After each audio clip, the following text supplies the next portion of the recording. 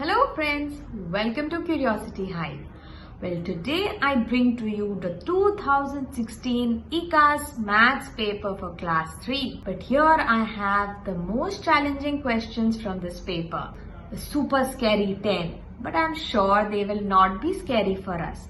However, I want you to stay with me till the end of this video and solve each and every question in this video that I am going to show you, because these are the higher order thinking questions that you may face in ICAS or in the Achiever section of IMOs.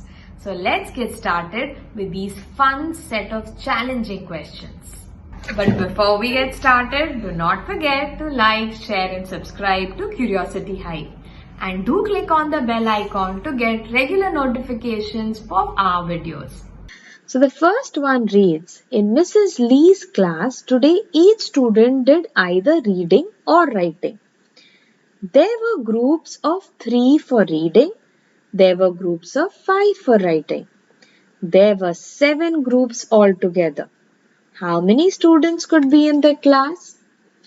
You can pause the video and try to solve this. Well, this is a bit tricky. So let me share with you my solution. Now the way I looked at it, there are 2 groups. One is for reading, which contains 3 kids, and one is for writing, which contains 5 kids. In all, there are 7 groups and each group does have reading and writing. So that means if we set up these combinations of 7 groups, they can be either one group of reading, rest all writing, which will be 3 times 1 plus 5 times 6 because of the number of people in each group, that is equal to 33. Well, the next combination is 2 groups of reading and rest all are writing, which is equal to 3 times 2 and 5 times 5 because of the number of students in each group, which will give us 31. Third combination will be, yes, you're right, 3 groups of reading and 4 groups of writing, which will be 3 times 3 and 5 times 4, which is 9 plus 20, that is 29. So similarly, we will get the other combinations by increasing the number of reading groups and decreasing the number of writing groups till we come to one writing group and all other reading groups.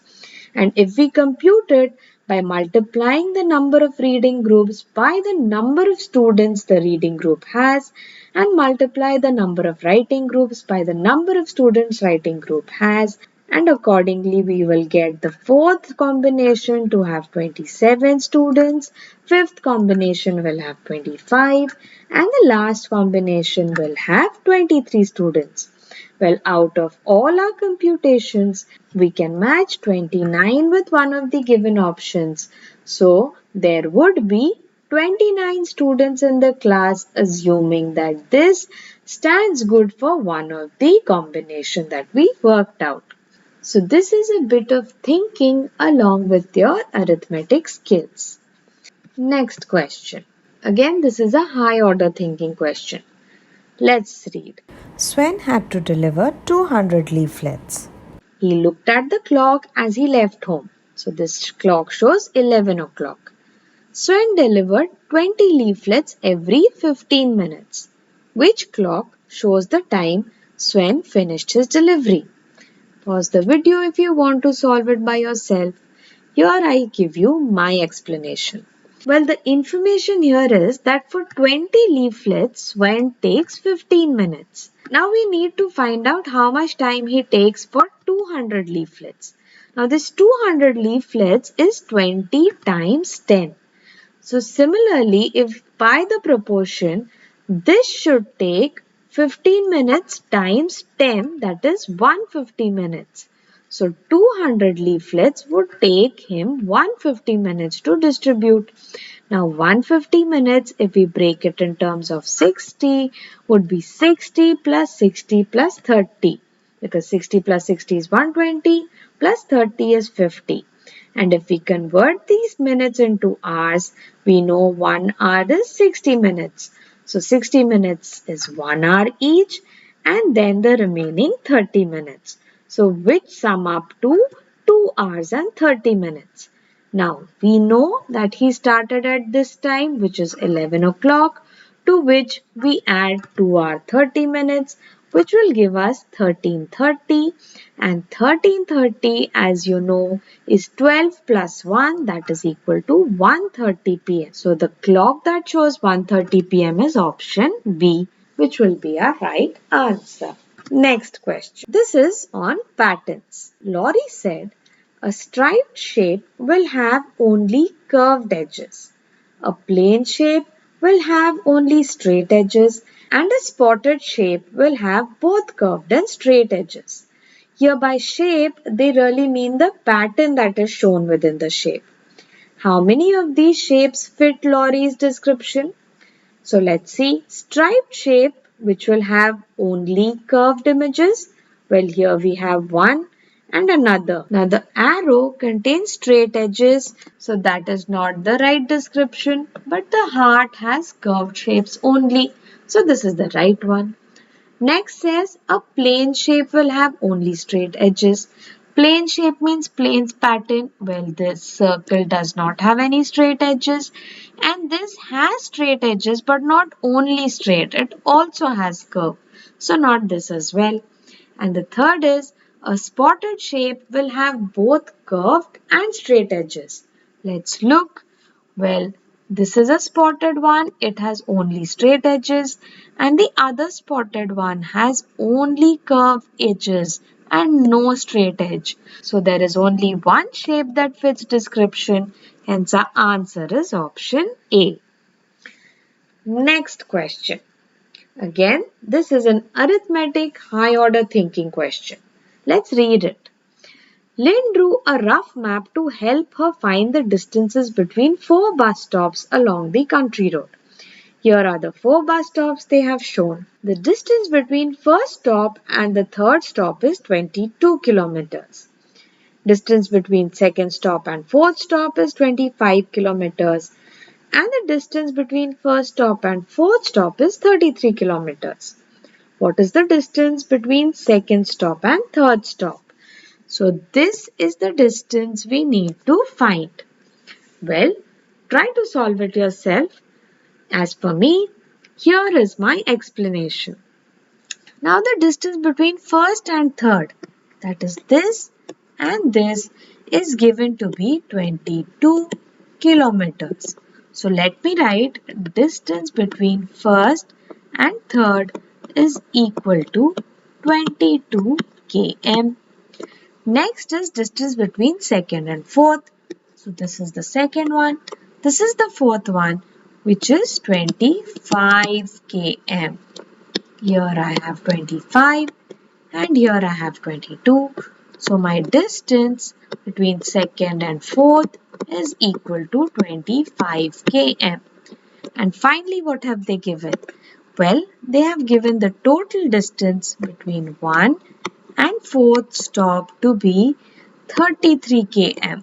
So there is 33 km, which is the total distance. So let me write distance between first and fourth is equal to 33 km. Now this total distance 33 km is equal to distance between first to second, second to third and third to fourth. But we have the distance between first to third and distance between second to fourth. So this distance is getting repeated twice. So we should subtract it one time. That means we will write distance between first to third plus distance between second to fourth minus distance between second to third, because this distance is equal to distance between 1 to 2 plus distance between 2 to 3, and this distance is equal to distance between 2 to 3 plus distance between 3 to 4. So when we add the two together, the distance between second and third is repeated. So the total distance will be sum of these two distances minus the distance 2 by 3, which is repeated twice. So this will give us an equation that 33 is equal to 22 plus 25 minus distance between 2 and 3. So if we add distance between 2 and 3 both sides and subtract it by 33. So distance between 2 and 3 is 22 plus 25, which is 47, minus 33, which is nothing but 14 kilometers. So our answer is option C. If you have any confusion, put it in the comment box below and I'll reach out to you. Let's head to the next question, which says, these calculations give the same answer. The answer is greater than 60. So here are both the calculation. We need to find out which is showing the true value of the star and the heart. So let's solve this. Now 27 plus something and 4 gives us an answer which needs to be greater than 60. Well, 7 plus 4 is 11, which is 1 carry 1. 2 plus 1 is 3. Well, here the number that we need to add should be 3 or more than 3 to have an answer greater than 60. So it would be either 3 or 5. If we add 3, we get 61. And if we add 5, so let's take this as 5, we get 81. Both are greater than 60. Now, let's replace the adjoining number to the next equation. So, 83 minus, let's replace 22 for the 3 combination. Here is 2 and 2. Let's see what answer it gives me. 3 minus 2 is 1. 8 minus 2 is 61. And the next combination, it will be 83 minus 1 here and then 2, which will give us 3 minus 2 is 1, 8 minus 1 is 7. But the next condition says these calculations give the same answer. So the same answer is here with the combination of 3 and 2, which is your option C. So C is your right answer. So remember to read the questions carefully and then choose your answer. Let's go to the next one. Liam spun a spinner 18 times and recorded his results. Which one of these spinners is most likely to be Liam's? Well, this is a slightly tough one. Let me explain this to you. Now, the yellow portion in his result appears 5 plus 4, 9 times. Remember, for a tally, whenever you reach 4, the fifth one just strikes out the group.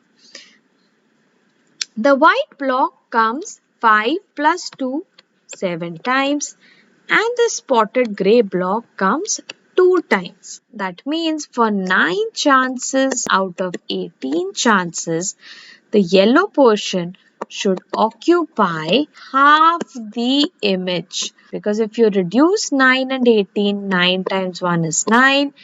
Now 9 times 2 is 18, so we reach to half. Now the portion that has half of yellow is C and D. Now let's look at the second one. The white portion is 7 times. So that means the white portion is 7 times 18. Now this does not get reduced. So let's just put this to be approximately 6, which are actually equally divisible. So 6 times 1 is 6 and 6 times 18 is 3. So this is equal to 1/3. But since this is 7 times 18, this will be slightly greater than 1/3. Correct? So then the portion would be greater than 1/3. Now this is 1/3 and this is 1/3. So it would be this portion. We need it to be greater than 1/3 portion. And finally, the last one is 2 out of 18, which is equal to 1/9. Because when we are reducing by 2, it's 1 and 2 times 9 is 18. And this figure does qualify for 1/9 of the portion. That is why definitely option D is our right answer. Hope you've understood it. If not, do leave a comment and we'll reach out to you. Next question. Raj invented a new number system for his abacus. When the number of rings on a post reaches 3, they are replaced by one ring on the next post to the left. Left is this side. He made two numbers using this abacus. This is the first number. This is the second number. Let's look at this question now, which says Raj invented a new number system for his abacus. When the number of rings on a post reaches 3, they are replaced by one ring on the next post to the left. He made two numbers using this abacus. This is the first number and this is the second number. How must Raj show the sum of these two numbers on his abacus? If you want to think and take a shot, please pause the video and go ahead. Well, I am going to explain to you my approach. So let me just indicate the post something like this. Now, let's draw the rings. In the first section, it is 2 plus 2, which is 4. 4 means for 3, we'll replace it here and the remaining 1 will be shown here itself.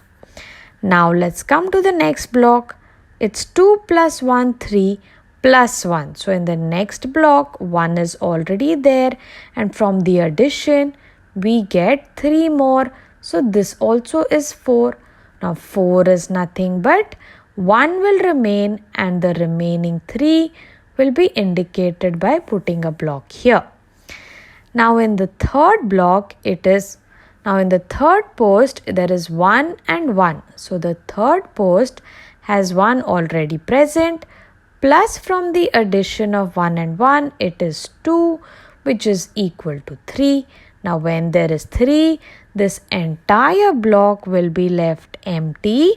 So I'll clear this and I will put the block here. So this is where the block is.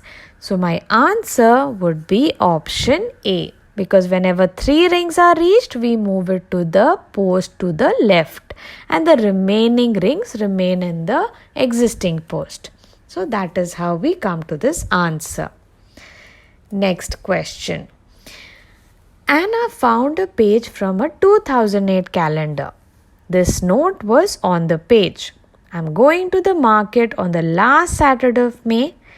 5 days later, I'm going to France. Adriana. When did Adriana go to France? Now let me expand this calendar. So it has 3rd, then it has 10th, and then it has 17. So as I add 7, I get to the Saturdays.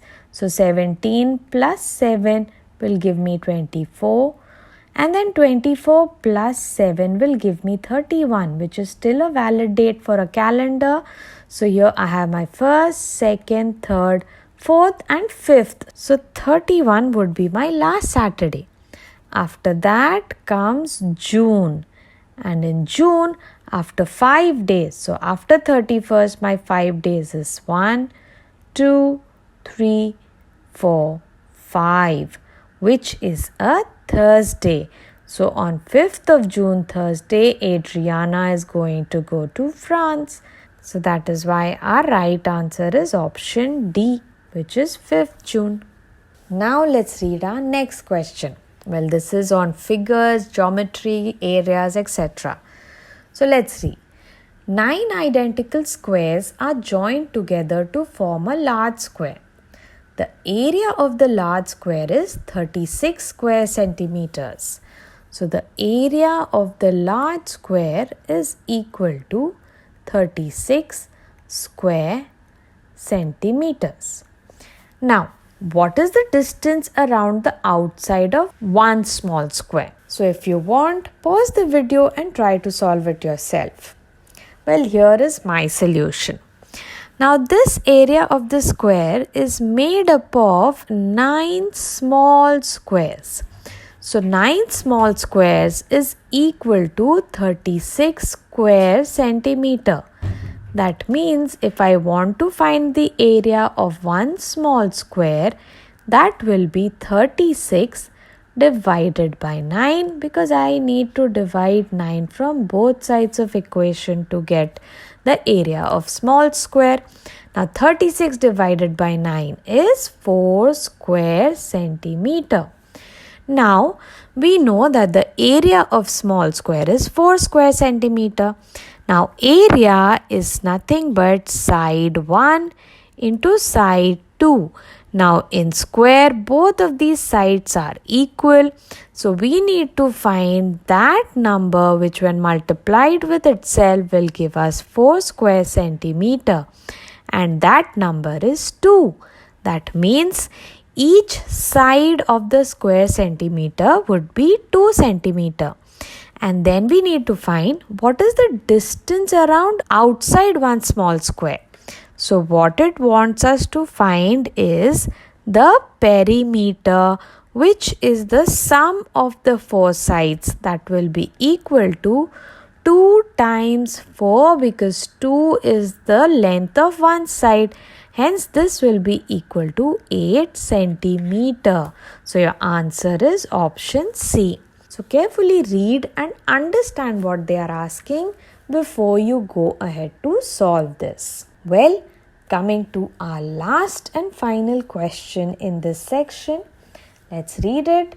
Amy had a green rectangular piece of paper. She folded it twice as shown. Amy then made another fold and cut out the triangular piece.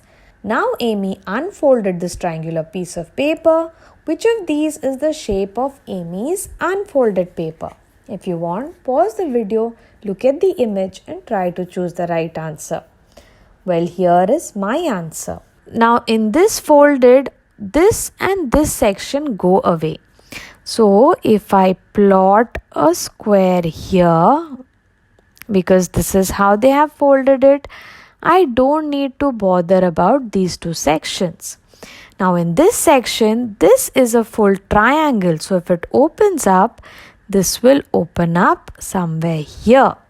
And in this section, this when it opens up, it will cover the corner of the square. So this is the image that will be left when you open the square, which matches with option D. Hence D is your right answer. I hope you enjoyed and were able to solve most of the questions and also understood the way we solved it. If you have any queries, do leave a comment below and you can always reach us at our social media handles. So, till we meet again, take care.